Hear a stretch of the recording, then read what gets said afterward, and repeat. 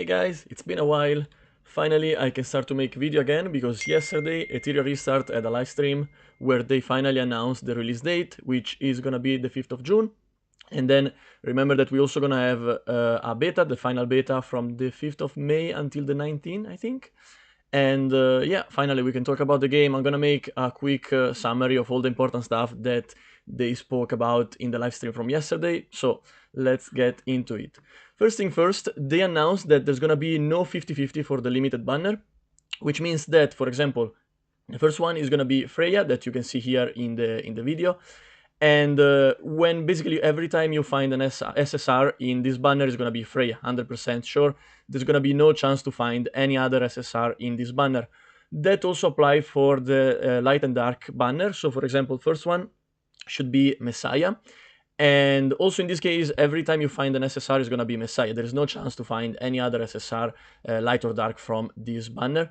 They also announced at the end of the stream, like I think around here, when they were speaking, like the content creator was speaking with the director of the game, he confirmed that every time they release a new character, a new hero, is gonna be straight up, like from day one, is gonna be in the standard banner, which is insane because usually what they do in this kind of game is where they try to limit the new character as much as possible, make them as strong as possible, and then because they're limited, unless you already saved up all the resources necessary to find it, which is random because it's a gacha, it's you're basically forced to spend money.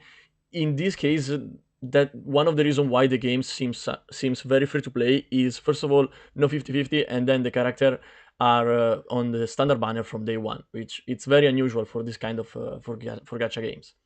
So very positive, very happy to see that they are trying to make the game as free to play friendly as possible. So there is also, for everyone that is new to this kind of game, so to this game in particular, there is no weapon. So usually gacha game have weapon, and I'm gonna actually start the video here so you can watch something in the meantime while I speak.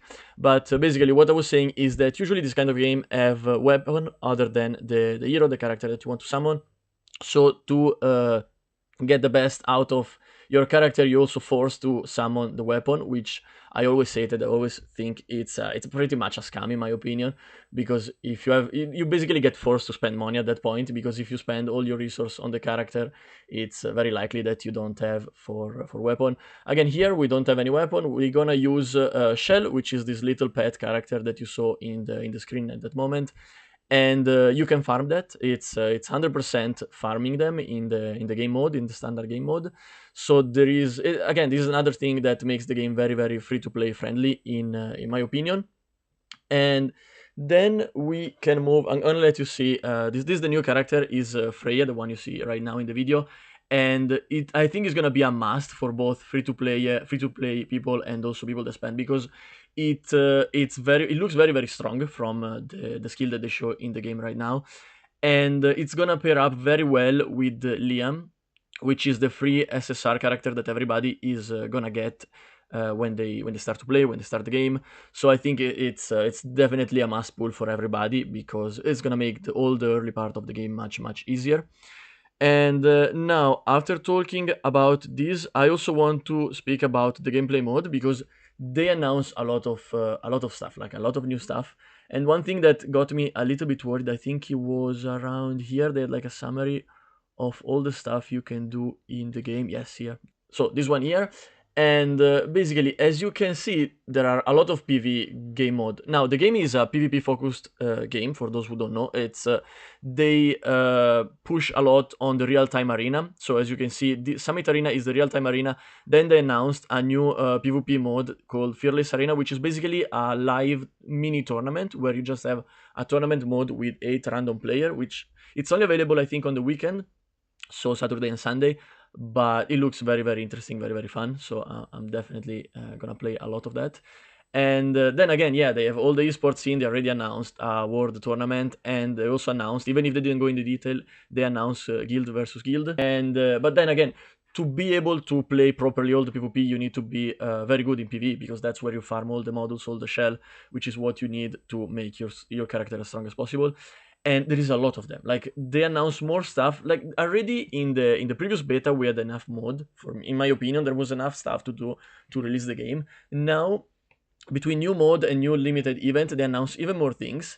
And one thing that I'm a little bit worried is that there are so many things to do in the game. Like stamina is gonna be for sure a problem, and again, it's gonna be a problem for free-to-play player, because if you spend money, you can recharge. And I hope they put a cap on that, because if people that spend money can recharge an unlimited amount of time, they're gonna have so much more progress in even just 1 week compared to people that do not recharge the stamina.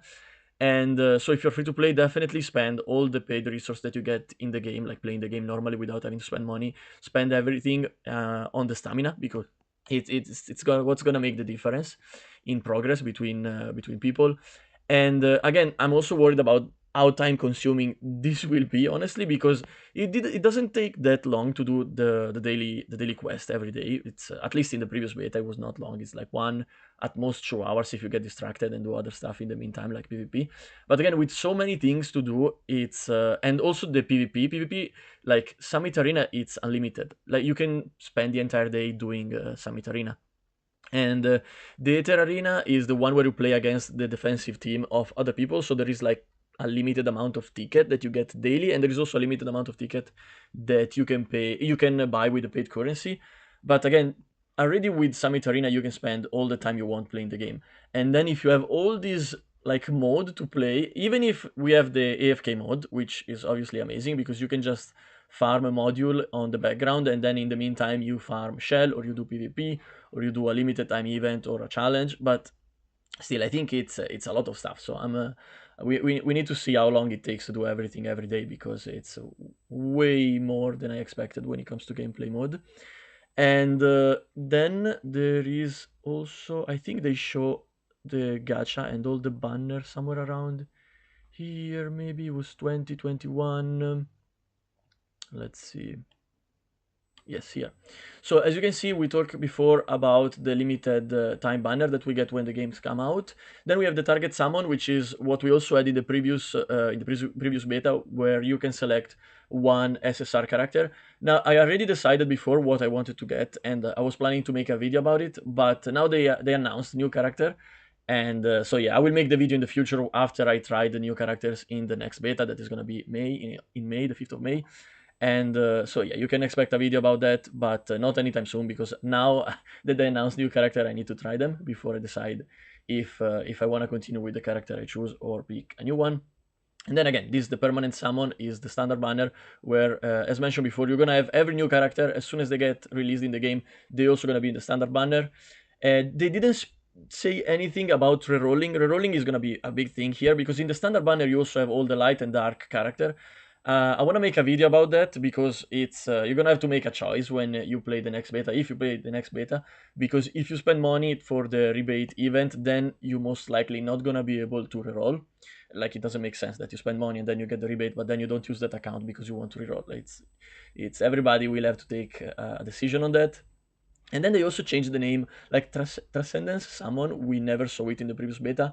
And I think there was another scene where they show the banner, and there was another banner, which is this one, Ascension Summon, also never appeared in the previous beta. In the previous beta, other than this, we had one that was called Extra Affinity Summon, and was basically a specific summon just for light and dark character, light and dark unit. So this is all new stuff that we're gonna see for the first time in the final beta.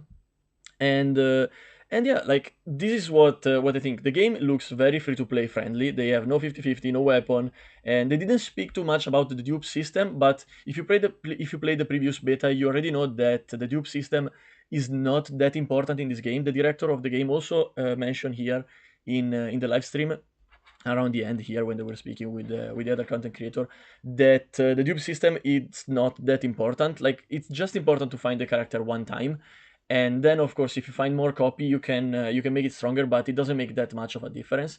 And I also don't know if the dupe system is gonna be, like, the bonus are gonna be active in the Summit Arena, the real-time PvP arena, PvP mode. And they said no in the past. I'm not sure. We're gonna have to see when the games come out. But even then, I don't think it's something that you should worry about. If you don't want to spend money, it's not gonna be a problem. It looks like people, like free to play people, can just compete the same with people that spend a lot of money with whales in this game. It's more about, the only problem is the stamina, in my opinion, and how much you play every day and how many progress you can make in one day, especially with farming, because it's gonna be super grindy between the modules and the shell. I'm not gonna speak in this video about how it works because it would take too long, but it's very, very grindy. And so yeah, this is only the two things that worries me a little bit about the game, because again, how grindy is gonna be and how many games mode we are going to have, as they mentioned before here in the video. And yeah, that's it. Let me know if you watch the live stream. Let me know your feelings, like how you felt. Do you also think the game is it looks very free to play friendly, or maybe did I miss something that you think is gonna make it is gonna give an advantage to whale and people that spend a lot of money? Let me think also. Let me know what you think about the PvP mode. I think it's very, very cool, the Fearless Arena, and I'm really looking forward to try. And yeah, thanks for watching. Look forward to many more video about the game, because I wanna start to make video only, like I'm gonna focus only on this game. I'm gonna focus the channel on Etheria Restart. And yeah, thanks you for watching, and see you in the next one. Bye bye, have a good day.